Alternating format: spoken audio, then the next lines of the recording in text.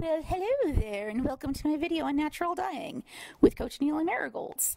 I mean, I've been dying to make this video for a long while. I'm not an expert by far, but hopefully we can have fun and learn something from working with this dye. I plan on making 3 colors, red, purple, and yellow, although to save you from the surprise at the end, which is such a Douglas Adams move, I made purple, more reddish purple, almost to the pink side, and yellow. So not quite red. Now on with it. I was hoping to dye my skirt red. It turned out pinkish purple, which that's fine with me. It's kind of pretty. A length of cotton purple, which it did, and my rebozo yellow. I'm going to be working outside because I really don't want to get this stuff on the floors, on my floors or my stove. I mean, come on, wooden floors with water, generally not a good idea. Plus, I'm going to be having to run this outside to hang up on the hanging place, which I am using, which is essentially a fence. And, you know, it's just easier if you work closer to the place that you're going to be hanging things. It's just nicer to work outside with some of these kind of things because they can tend to smell bad. I'm not doing this inside. Fortunately, I have a wonderful workbench that I made out of old reclaimed wood. It looks terrible and rustic, but it works and it weighs a lot. First things first, I need to get power outside to the workbench. To do this, I ran a decent extension cord. Not one of those light Christmas light extension cords that are all, you know, blah, blah, blah, blah, blah. No, you need a pretty decently heavy one so that you can get enough power out and you're not going to be shorting things out or starting fires. That way I can use my hot plate on the workbench. Then I needed to gather my materials. So, you know, gathering my materials together isn't that hard. I have a tiny place. So I just needed to get my mordant, which I used alum this time. My dye, which was cochineal. Later on, I actually used marigolds. They pretty much lived in my car because it's nice and hot and they stay dry in there. And my pots. I started soaking my textiles in the water in a random 5-gallon bucket. It worked beautifully. During this video, you'll see my cats. They tend to sneak around and be cats during the video. I hope you enjoy finding them as much as I enjoyed finding them while editing the video. Next, I started my mordants.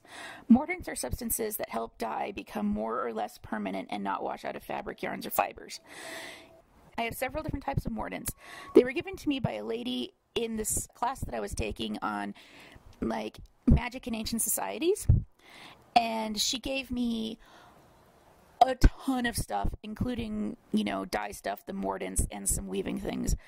And I will be forever grateful to her for this. Some of the stuff I'm pretty sure is straight out of the 80s, especially the chemicals. And one of these chemicals I will never ever use because it's super not good for you. It's like poisonous and a carcinogen and a bunch of other stuff. And it's also hard to dispose of. And there's another one which I'm actually not sure if it's tin or if it's iron. And we'll get to that here in a minute when I show you the mordants. Anyway, here they are. So I'm going to be using alum. Now, alum, or aluminum potassium sulfate, there's actually another version of it, which is, I think, citrate or something. Anyway, this one is used in a lot of dyes. It works great. I've used alum for dyes before. I like it because it's not as toxic as the other mordants I own.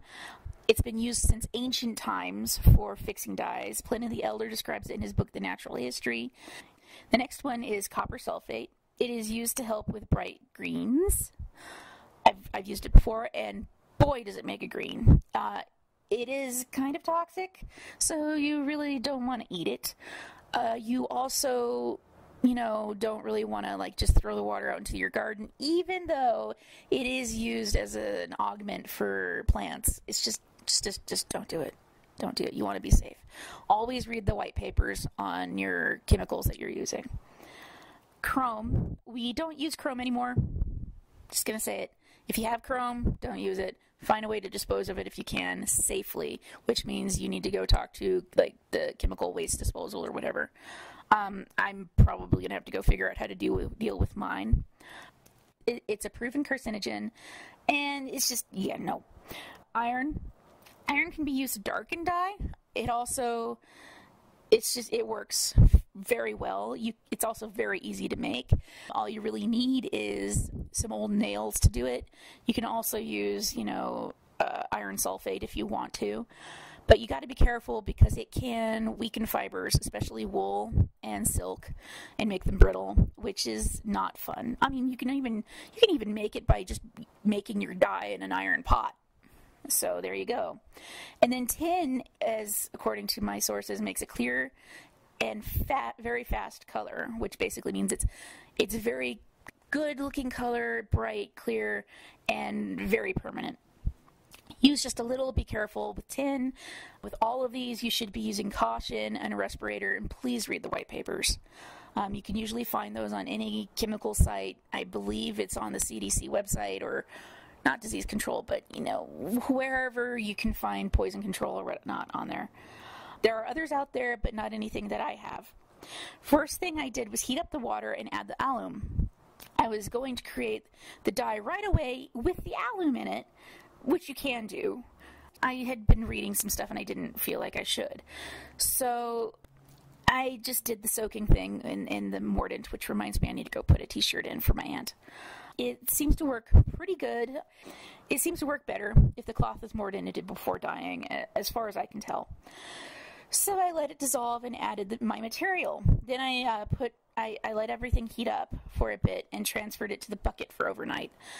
It stayed there for a couple of days because I had to go help with a family member and other obligations before I could get to my dyeing. Now is where I should tell you about the different kinds of dyeing. So really there are more than one different way of, getting your dye onto your fabric. And there's different terminology for those. So we have dyeing in the wool, which is basically you dye wool which hasn't been spun yet. We also have dyeing in the yarn, which is, you guessed it, spun yarn being dyed. And we have dyed in the cloth. Now, dyeing in the cloth is what it sounds like. You basically dye a piece of cloth that's already been spun. It's not always done like this because it's not as high quality as, say, dyeing in the yarn or dyeing in the wool, but you can do it. It's just going to be a little bit weird, more like tie-dye. And there's also dyeing in the piece, which is also what I did, which is dyeing my skirt. And I'll be dyeing a t-shirt here pretty soon, but it's not going to be in the video. I have dyed in the yarn before, and I ended up with a great green. I used juniper and the copper, and it was beautiful. And I've also made purple. And the purple was cochineal, and it is very, very dark. I can say that with the same batch of cochineal, I ended up with a much lighter on my linen skirt as opposed to the wool yarn. And part of it, I think, has to do with the size of the skirt and the fact that it's linen. And because linen is cellulose, it has a harder time for the dyes to penetrate into the fibers, as opposed to the wool, which is a protein fiber, because it's made out of keratin and hair and all that. So it's a little bit easier going when you're dyeing wool. And, again, also my skirt was much larger. If you're wondering where I got a lot of my information from, well, the internet, of course. I will link to my resources in the description below, including the Woolery where I bought my new supplies from. I love that place. I love to just look at that place. I'm really dying to buy some of their stuff, like some of their spindles and a spinning. I'd love to have a spinning wheel. I would die to have a spinning wheel. and oh man, I would love to have a decent loom, but that's neither here nor there. Anyway, one thing I use for some information is a book that I own, The Textile Arts by Verla Burrell. I am sure mine is from 1979, as that's what the copyright has on it. And I'm sure it's out of print, although you can find it on Amazon. I did take a look. The first book I actually had for making dyes is Dyeing with Natural Materials, Las Arañas Spinners and Weavers Guild, Incorporated. Yeah, I can't find my copy right now, but you can actually go onto their website, and I will be linking it. And you can get a new copy if you want to. It's a great little book. It has recipes and techniques. I love it. Anywho, I have also learned a lot just from watching and listening to the dyers at El Rancho de Las Golondrinas. I will leave a link to their website below. I mean, it's a shameless plug. I volunteer there. I'm literally one of the interpreters up there, the historic interpreter, and I take time and I sit and I listen, especially to the master dyers up there. Those women are wonderful. If you ever get a chance, go check that place out. It is so much fun. Of course, right now, we're going to be close to like the end of July because of all of the crazy that's going on right now. Why? Okay. So, when I got back to the project, because of, previous engagements, I started by preparing my cochineal dye. I purchased some coffee filters to make little pouches, of the powdered cochineal. Cochineal is a little scale bug indigenous to Mesoamerica. It is a tiny parasitic insect found on prickly pear cactus pads. It's actually, they're pretty tiny. We only use the females for this process because, well, the males just don't live long enough to count in this regard. And eventually the bugs are harvested and dried. Just to let you know, this is not a vegan or a vegetarian process. So if you're curious about whether or not something actually has cochineal in it, look for carmine. That's pretty much what you're going to be looking for in your carmine or cochineal extract, because that is the red that you're looking for. You're going to find it in a lot of cosmetics and foods and all over the place because it's food safe. So just an FYI, if you really don't want it in your food. Anyway, so I began by grinding them in my mortar and pestle, which was kind of fun because now it's red. It's a very red mortar and pestle now. Then I put them in the coffee filter and tied them into a sachet. I heated the water up while I was doing this. It never really got to a rolling boil, but that's okay. It got hot enough. And then I put the sachets in the water and let it steep for a while. I thought about trying to dye the fabric at this point, and I tried. It didn't really work. And then I just decided, you know what, I'm just going to let this stuff stay overnight before I really do too much with it. So, that's what I did. I let it sit until the next day. Then I heated it up again and added my fabric. And it was purple. And I did let it sit for a couple of hours, heating and, simmering just a little bit. And then I let it cool. And then I took out the fabric and hung it to dry. The next thing I did is I added a bunch of vinegar to try to turn it red. It did turn it red, but for some reason, it just never quite got red. And I think it has something to do with iron leaching from my pot because it's an enamel pot with a couple of chips. Because you're supposed to acidify the dye to create the red, and it just didn't really work. And then I added my skirt and let that sit for a bit, and it didn't really work very well. So I took it out and put it back into the mordant. And also I took the cloth and let that sit for a little bit longer too, because it just wasn't quite the purple that I wanted. So I started another pot in a stainless steel pot for the red, a smaller one. I was going to make a concentration. I did the bug thing again and used my sachets to make red. And then I made the mistake of coming inside and playing a video game while I was trying to let it, steep and boil, and I burned it. I burned it so bad. I was dying because I burned it. And then I had to go outside and add more water. By then, it was too dark to really do anything, so I just let everything just kind of hang out in the dyes and turned everything off and let it all cool down. The next day, I went out to go make my red, which, of course, by then I had to also take my cloth out of the dye and hang it up. Then I transferred the old dye into a plastic jug. Actually, it's an old kitty litter jug, but I had cleaned the kitty litter out. And so I could use it later. Use the pot later. So in my other pot, I decided, let's see what happens when I add some water to this. And I took the sachet out, which had already, it completely dissolved, so there were bugs everywhere, which was fine. At this point, I didn't care. And it was orange. I had made orange, and it was beautiful. So I added some acid, some more vinegar to it, and it made it red and orange, and it was wonderful. But then I tried to dye my skirt, and my skirt was way too big. So I cleaned out my other pot and put my skirt into the larger pot, which it ended up turning purple-ish, pinkish purple. So I have this weird pinkish purple thing now, and I think it's the pot.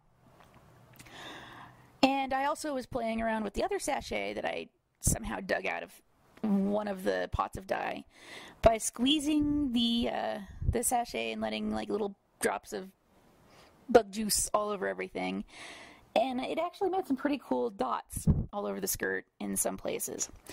So while I was letting that heat up and actually sit, I started working on my yellow. Now, yellow is actually quite a fun story. I made this with marigolds that I harvested from a huge flower arrangement that my boss got for like an award or something, or was it her tenure? I'm not really sure, I don't remember.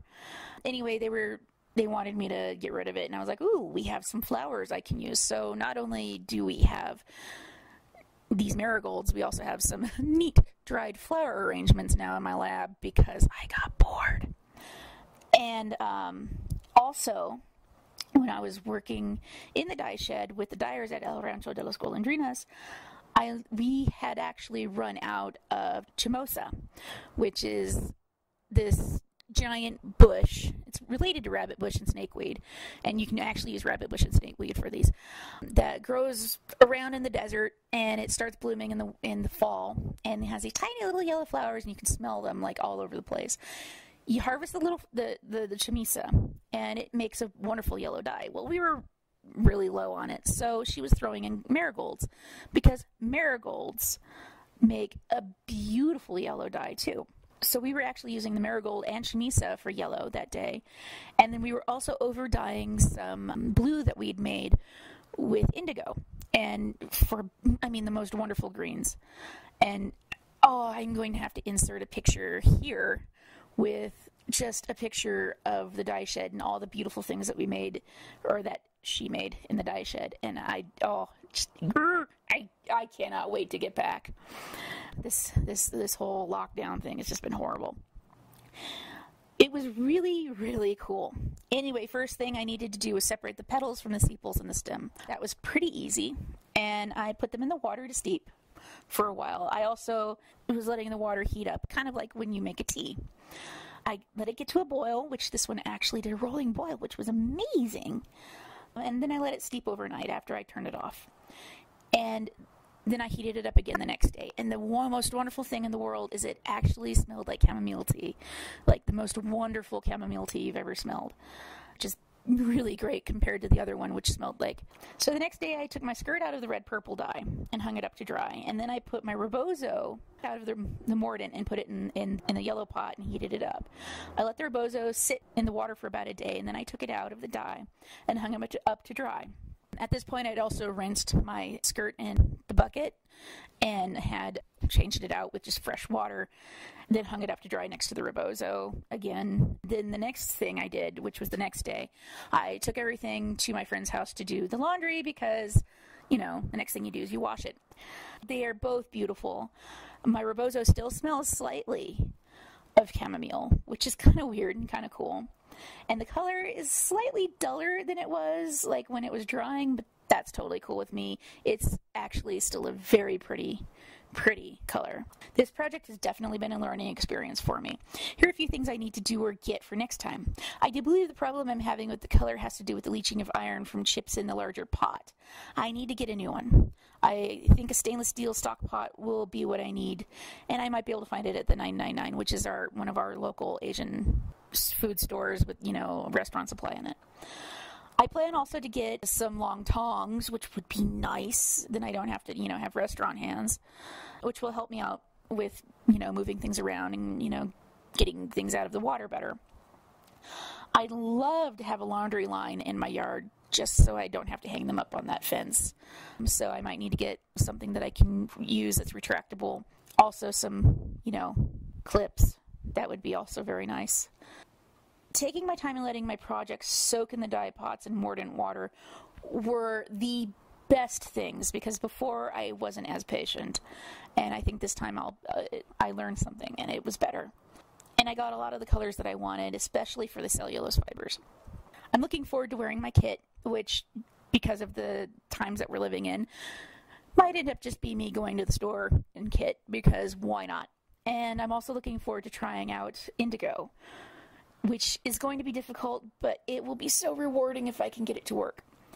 Please leave any comments below, or questions, or even advice for this kind of thing. Thank you, and I'm still learning, and I hope you have a wonderful day.